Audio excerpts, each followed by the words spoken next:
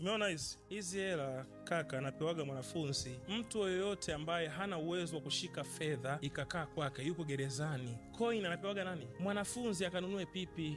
Ununua pipi shuleni mwanangu, sawa. Ununue hii madaftari mawili, sawa. Hii hapa utanunua scream, mtoto mdogo ndio anafanyaje? Anadanganywa na nini? Na coins. Mtu mzima apewi coin. Ndio maana mtu akitaka kukoroga vizuri anakuomba hela, kuombe hela kubwa, anakuomba namba 1000. Na acha kujifanya una roho nzuri, punguza. Angalia, wa kuwasaidia wako wengi. Vituo vya watoto yatima vipo vingi na unavijua. Sawa, toa hela yako kwa utaratibu.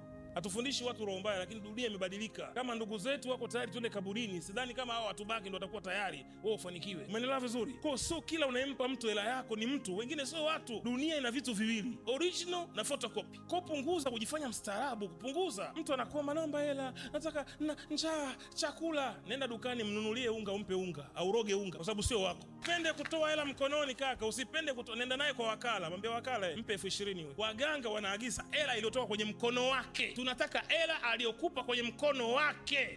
Mmenielewa?